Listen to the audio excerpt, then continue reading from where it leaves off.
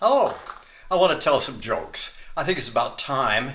And these days, we need more jokes and more humor to, well, you know how things are going. Anyway, jokes, they come in categories like old people jokes and little kid jokes, and then categories. I'm not sure what I want to say about that, except that, when you hear a joke, you have to pass it on. It is the law. And I don't want to break the joke law. So let me think about that. I'm thinking way back, little children. I used to be one. When Christina was little, she told the same joke over and over for 2 years in a row. So that was her joke. So I'm going to tell it to you. It's one of those two-line jokes, like a question and answer. Why did the elephant sit on the marshmallow? So he wouldn't fall in the cocoa. That's very funny, I guess. But after 20 times or so, it's not. It run along now. We try. It is okay. When you're little, you laugh at everything. Speaking of which, my cute, darling, beautiful little granddaughter, oh, Erin, would tell a joke, like for about 2 years in a row, and let me see if I can repeat it. Yeah, I think it's better than the other one. There's a knock on the door. Guy goes, opens the door, looks around, nobody. Then he looks down.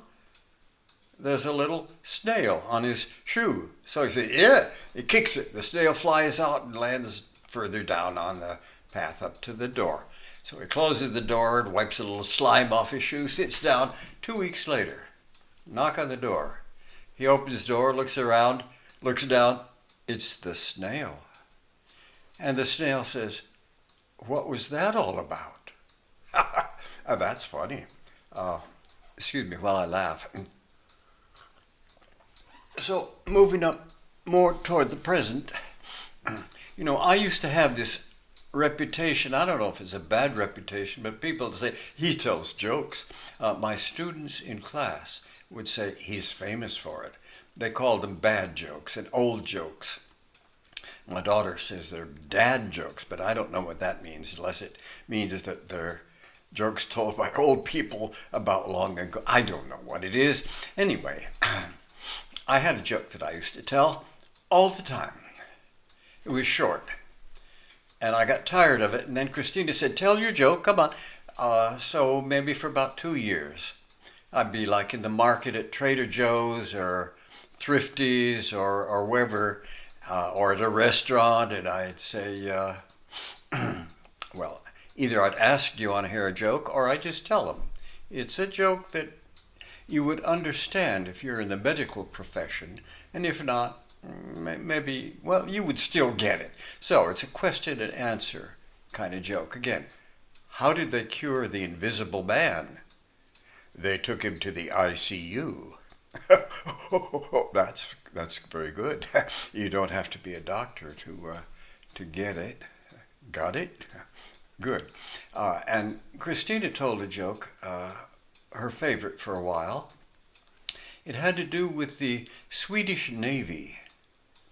I think I didn't realize there was such a thing, but she said, they had a reputation for being able to get their ships into port quickly and easily. Now, how did they do that? They just put barcodes on them, and all they had to do was Scandinavian. Now, that's a good joke. I wish I'd thought of it.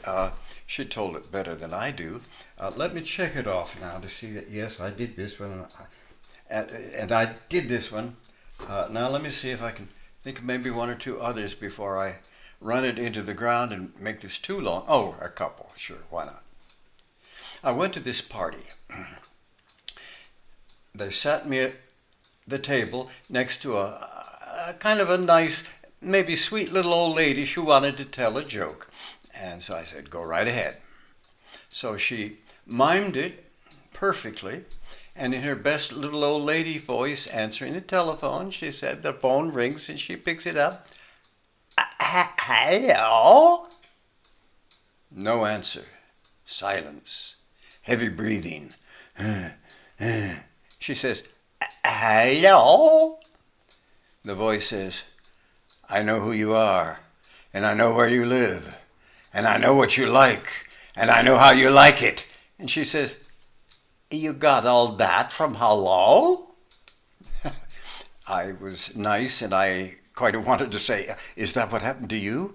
Or is everything autobiographical? But no, I didn't, because I'm a nice, thoughtful, kind person, and I don't necessarily make fun of people unless maybe they deserve it. I don't know.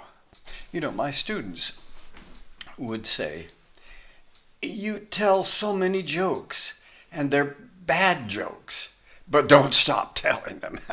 They'd even write it out in little letters to me at the end of the class when I'd say, what did you learn? And that's one of the things they learned. They survived me, and I survived them, which is a lesson to be learned in this lovely world. And you know, I have, let me check off that last one. I have others to tell. Oh, yes, another category, the religious jokes. Say, don't make fun of religion, you know, you'll step on somebody's toes or hurt something. Well, I don't know, because this joke was told to me by a Baptist minister, so you know it's true. It's about these three men of the cloth, a Baptist minister, a Presbyterian minister, and a Catholic priest. They all had churches, the churches all had steeples, and the steeples all had belfries, and they all had problems with bats in their belfries. And they decided, we're going to do something about it. Let's meet 2 weeks from now. We'll see how we did, compare notes. 2 weeks later, they got together for lunch, and the Baptist minister started first. And he said, well, I took my shotgun up. See, he was from the South, I think. I took my shotgun up there, and I blasted him all over the belfry, but it tore up the belfry, and we can't afford to fix it. So that was not a good solution to the problem, and they all agreed.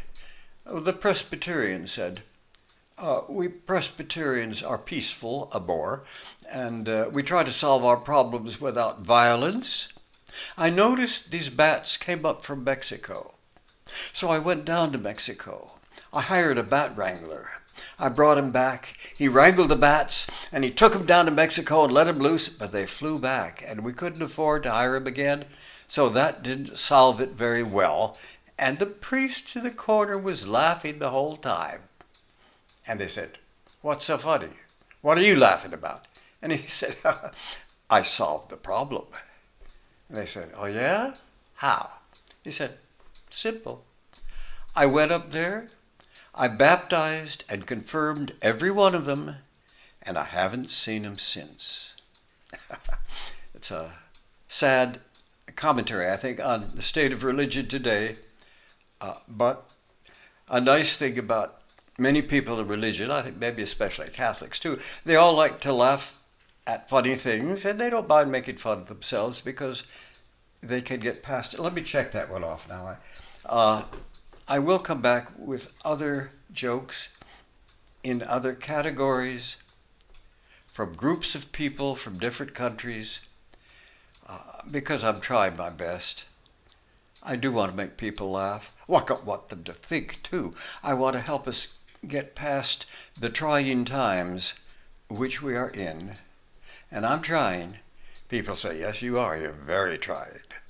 So I say, forgive me for teasing myself. I do say things like, you know, if I told you this about me, would you think less of me? And they say, oh no, I couldn't possibly think less of you. I'll leave it at that, and I'll shoot my way out of it later.